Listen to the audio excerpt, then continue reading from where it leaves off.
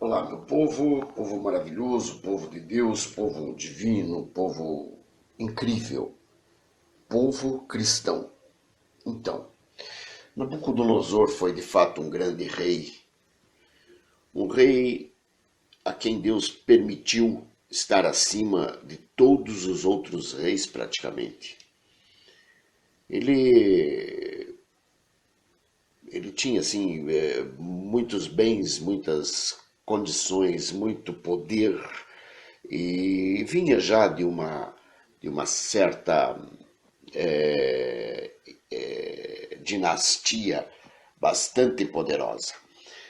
Nabucodonosor também, como qualquer outro ser humano, ele tinha seus erros e acertos. Né? Às vezes ele fazia coisas certas, às vezes ele fazia coisas muito erradas. Numa dessas, ele criou uma grande estátua, uma imagem de ouro muito grande, de 60 côvados de altura e 6 de largura. Levantou-a num campo, numa província da Babilônia. Era muito interessante porque era uma estátua grandiosa para honrar aquilo a que ele respeitava como Deus. Nabucodonosor não estava muito preocupado com o Deus de Israel, ele não estava nada preocupado com o Deus de Israel. Ele estava preocupado em atender ao Deus dele. E da forma dele, ele atendia o Deus dele. Ele fez aquela estátua e mandou avisar a todos os seus súditos, a todos aqueles que lhe serviam, a todos os seus secretários, a todos os seus ministros, a todos os seus deputados, a todos os seus senadores, a todos aquela pessoa, aquele pessoal que costuma fazer rapapé em volta de presidente.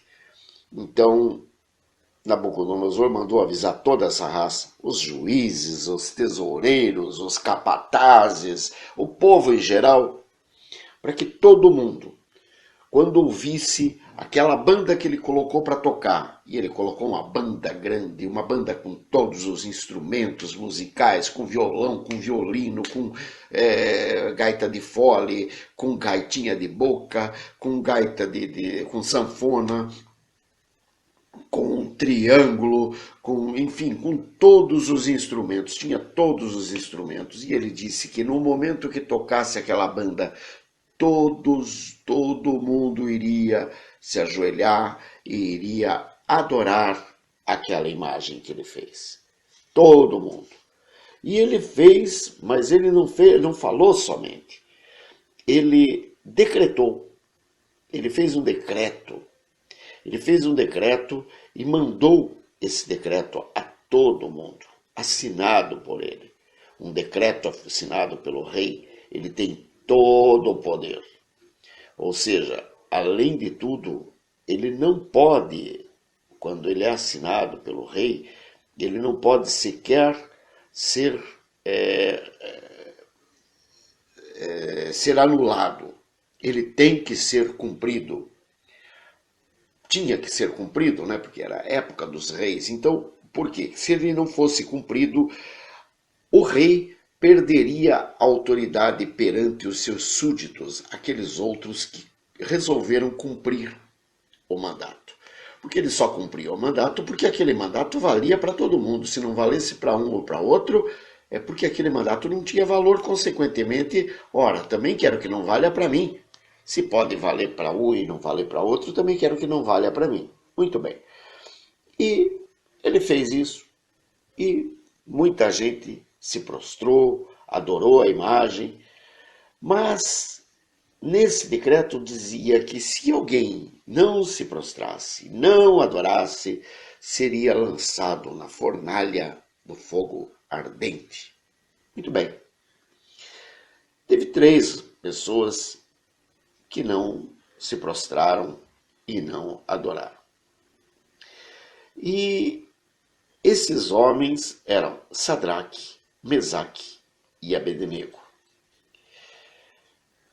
E o povo, vendo e sabendo que Sadraque, Mesaque e Abednego não se prostraram, não adoraram, foram correndo e chamaram ao rei, disseram: rei, tem 3 pessoas no seu reino que inclusive ocupam postos de destaque, que não adoram a imagem de ouro que você mandou fazer, rei, que sua majestade mandou fazer. O palavreado sempre tinha que ser à altura do rei.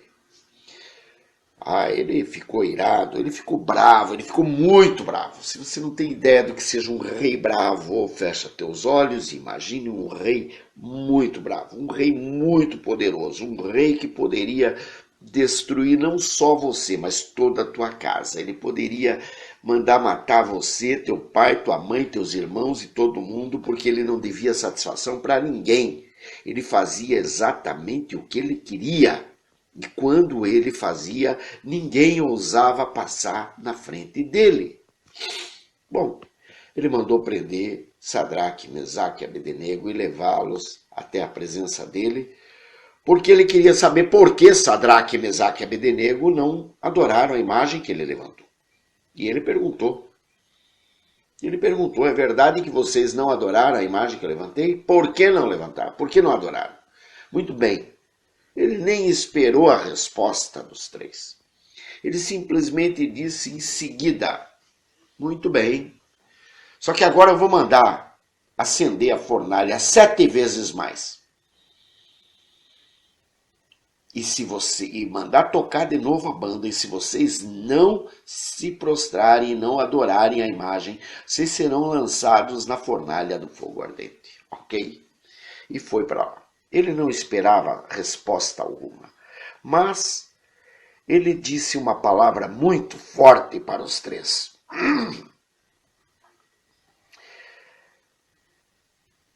Olha, vou mandar acender a fornalha 7 vezes mais. E quem é o Deus que vos poderá livrar das minhas mãos? Ao dizer isso, Sadraque, Mesaque e Abednego responderam a ele: quanto a isso, nós não precisamos te responder, rei. Veja bem, gente, eles tinham a certeza absoluta de quem era o Deus a quem eles serviam. Eles sabiam que aquele Deus a quem eles serviam era muito mais poderoso que o poder desse rei Nabucodonosor. Eles sabiam que esse rei só tinha todo esse poder porque lhe fora dado pelo rei, pelo Deus de Abraão, de Isaque e de Jacó. Pelo Deus de que vem depois a ser o Deus de nosso Senhor e Salvador Jesus Cristo de Nazaré. E eles sabiam disso. Então eles sabiam que eles não precisavam responder quem era Deus que poderia livrá-los da mão desse rei. Porque se o Deus de Israel quisesse livrar eles da mão de Nabucodonosor, o Deus de Israel os livraria. Então, quanto a isso, não tinha que responder. Tá? Agora, além disso, rei, o problema todo não está em qual é o Deus que vai nos livrar da sua mão. Esse não é o problema. O problema maior está no fato de que não serviremos a teus deuses, nem adoraremos a imagem de ouro que você levantou, rei. Esse é um ponto pacífico. Nós temos uma comunhão com o Deus de Israel, nós temos uma responsabilidade com o Deus de Israel, nós temos uma adoração ao Deus de Israel, e ele nos proíbe de adorar a outra coisa, qualquer que seja. E, portanto, nós não podemos furtar-nos a obedecer ao Deus de Israel. Esse foi o ponto que Sadraque, Mesaque e Abednego alegaram a seu favor. Eles não estavam destruindo a autoridade do rei Nabucodonosor. Eles até respeitavam Nabucodonosor. O problema todo estava no fato de que eles não poderiam adorar a qualquer outra coisa porque eles adoravam ao Deus de Israel. E ponto. Não tinha mais nada. Não existia nada. O problema não era pessoal, não é contigo, rei. Majestade, excelência, excelentíssimo. Não, o problema não é contigo. O problema é, nós temos uma aliança com o Deus de Israel. E porque temos essa aliança, não vamos furar essa aliança, não vamos quebrar essa aliança, porque nós sabemos a quem devemos louvor, adoração e toda a glória. E aí o rei mandou tocar tudo. E eles, de fato, não se prostraram e não adoraram. O rei, muito mais furioso que antes, mandou pegar os rapazes, atou-os, amarrou-os com suas roupas, com suas túnicas, com seus chapéus, com suas outras roupas, e os lançaram na fornalha que estava muito acesa. Muito bem, até os homens que foram levar esses 3 amarrados para serem lançados na fornalha, foram mortos pelo calor que estava na boca da fornalha. Então imagina, gente, o que era aquela fornalha. E foram lançados os 3. Deveria ter em algum lugar, sei lá, em algum canto, onde o rei pudesse olhar como é que estavam aqueles que caíram na fornalha. E o rei olhou e viu que não tinha somente 3 homens dentro da fornalha, porém 4 homens andando dentro da fornalha, andando tranquilamente, passeando, batendo papo. Aí o rei, escuta, mas nós jogamos 3 ou 4 homens? 3 homens, muito bem. Então quem é o 4º homem que está lá e andando com eles ainda? O próprio rei reconheceu ser o 4º homem, um homem semelhante a um filho dos deuses. Veja o poder do Deus de Abraão, de Isaque e de Jacó. Ele mostrou ao rei, no meio do fogo, a sua verdadeira majestade. E o rei, muito nervoso, porque seus amigos, seus seguidores, seu séquito, seus súditos também viram aquilo. E viram que estavam tranquilos, andando pela fornalha.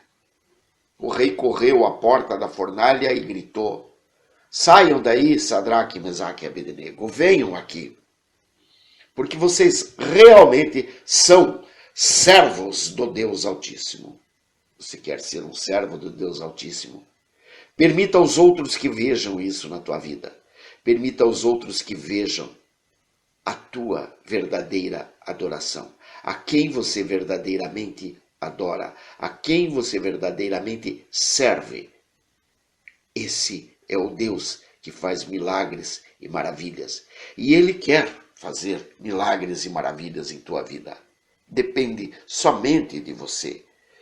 O rei poderá te lançar na fornalha de fogo ardente. Essa fornalha pela qual você está passando não é nada para a tua vida. Deus está contigo e está te livrando porque Ele está andando com você por todos os pontos. Ele está passeando por você e quem te viu vai ver a tua vitória. Receba porque essa vitória é tua, porque você foi lançado na fornalha, mas não está sequer chamuscado, não está sequer com cheiro de fogo na tua roupa, teus cabelos estão intactos, teu corpo está intacto, você não foi sequer queimado, você não foi sequer dolorido pelo fogo que estava muito ardente. Você quer de fato que todo mundo veja quem é o Deus na tua vida? Então permita que vejam quem é o Deus na tua vida. Porque o Deus que age na tua vida, Ele quer mostrar a todo mundo qual é o poder que Ele vai usar para fazer de você um vencedor. Qual é o poder que Ele vai te dar para que você saia dessa fornalha sem nem sequer ser chamuscado. Esse é o Deus de Abraão, de Isaque e de Jacó. O Deus de nosso Senhor e Salvador Jesus Cristo. O Deus que te exalta. O Deus que te levanta para que você nunca mais caia.